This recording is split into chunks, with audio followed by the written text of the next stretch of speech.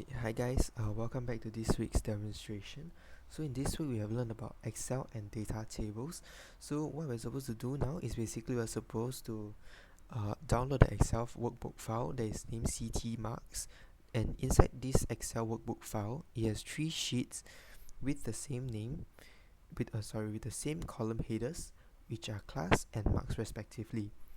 So we're supposed to head on into UiPath Studio and actually create a workflow chart that combines the various sheets from the Excel workbook file, and then we'll save it into a new Excel workbook file. Alright, so we'll name the new Excel workbook file CT Marks Consolidated, and we have to ensure that the column headers are preserved accordingly. Okay, so further to that, in the CT Marks Consolidated Excel file, we are supposed to input the text average in cell C1 and the average value of the second column into cell C2, and then we're supposed to extract the average value in the message box and then screenshot the output. Alright, so let's jump into the UiPath Studio. Okay, so under the main designer panel there's actually a flowchart created already. I've actually completed this practical. Alright, so we have a flowchart and a start node and 2 sequence activity. Alright, so we'll jump into the first sequence activity. So under this first sequence activity, we actually implement a while. Alright, so the condition for the while is actually index less than or equals to s. So index is actually one of the variable that's supposed to be a number. So we'll create a variable index, and then the variable type with integer 32 as it's a number, and then we'll put it under the scope sequence, as this variable can be used by the whole sequence itself. Alright, it has a default value of 1. Okay, so we also have to create another variable. Okay, I put it as s, and then the variable type is also same, integer 32, as it has a default value of 3 here. Okay, similarly the scope will be under sequence. Okay, and lastly we actually created a partial data table, which is under a variable type data table. Okay, so what this partial data table variable does is that it stores the information from the first Excel workbook file into this partial data table that can be extracted later on. Alright, so we are done with the variables for now, so let's continue the read range. Okay, so implementing a while, so a condition means if index is less than or equals to s. Alright, so within the body of the while function, we actually have to implement a read range. So what a read range does is basically that it will read a specific range and store it into a data table. Alright, so if we click on the read range and then we go to properties, we can actually see what is actually keyed into it. Alright, so what it does is basically it will read the range that is within this Excel workbook file. So the sheet name that it will read is basically sheet plus index.toString. Okay, so what this does is basically it will read sheet 1, sheet 2 and sheet 3 all together. Okay, so the workbook path is basically where we are going to read the Excel file from. Alright, yeah, so here as you can see there's a data table. I actually created a variable named partial data table. Okay, using Ctrl K and then typing in the variable name that we want for the data table.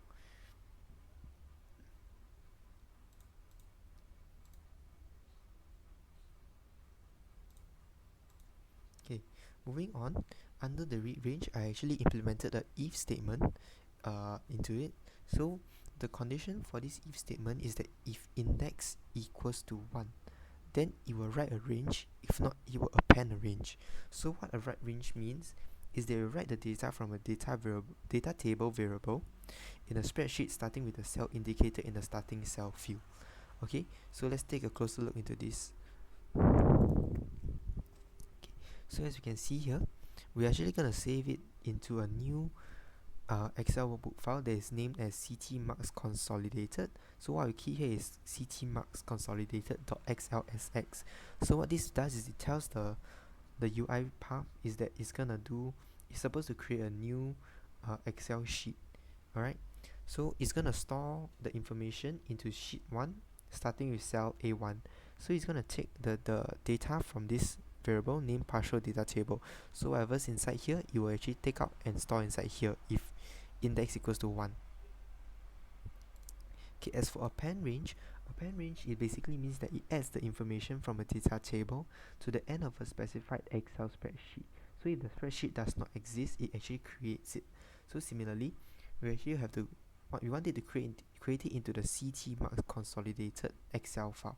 Alright, so you will read from sheet 1, and then you actually input the partial data tables, the input, like all the data that's stored inside the data table. Alright, so here we can actually see that we're supposed to assign. So I actually implemented a assign function here. So what it does is basically it will actually increase the index by 1 until it cannot run. So this will actually loop all the way until all 3 sheets are read and stored into the new Excel file. Okay, so we're done with our first sequence. Moving on to our second sequence.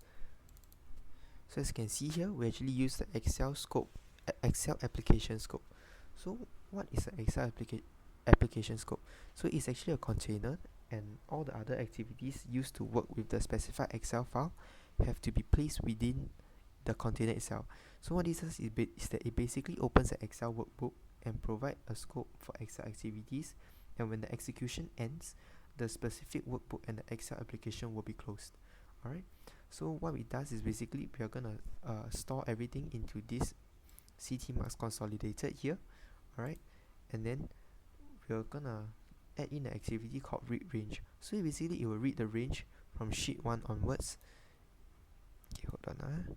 Yeah, so if you go into the properties panel of read range, the range will actually be nothing, so there's no range for it, but it's gonna read everything within sheet 1 itself.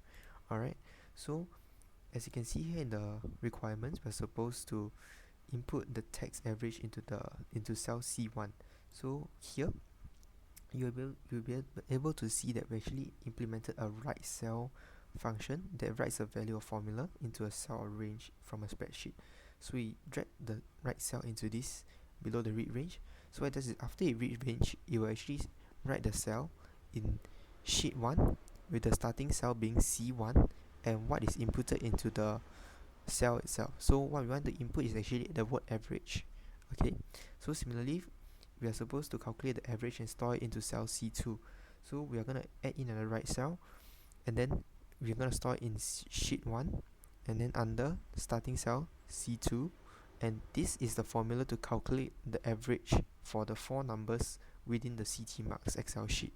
Alright, so lastly we're going to read cell, so we're going to read everything in sheet 1, okay, and then we're going to read what is inside cell C2. Okay, lastly we are actually supposed to show what is actually done inside. So a message box, as you can see here, show the average value in the message box. So what it does for this entire sequence here is that first it will read the range, then it will input the text average, and then you will calculate the average for the second column, and lastly you will read the cell in C2.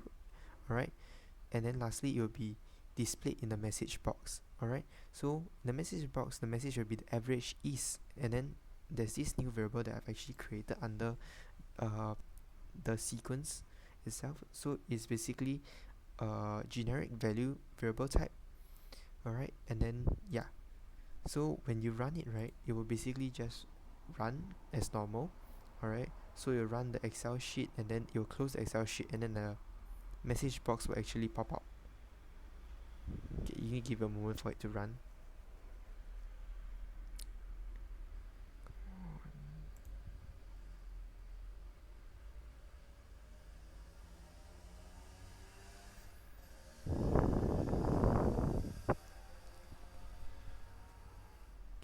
It's currently taking a while to run. Alright, so after you see it run, it actually shows a message box actually shows up telling us what is the average within the Excel sheet. So in this case, I've gotten the average is 68.8. So what I do is just click on OK, and then the whole activity will actually stop debugging. So if you go check the output panel, it actually shows how long it took to run. So for mine, my computer is actually a bit slower, so it took 39 seconds. Yeah, so that's all for today. Okay, before we end off, I actually want to show you that actually a new a new Excel sheet has actually been created that is within the thing itself. So as you can see, it created a new Excel sheet that is stored within the file. Alright, so that's all for today, and I thank you for watching this video. Okay, see you next week.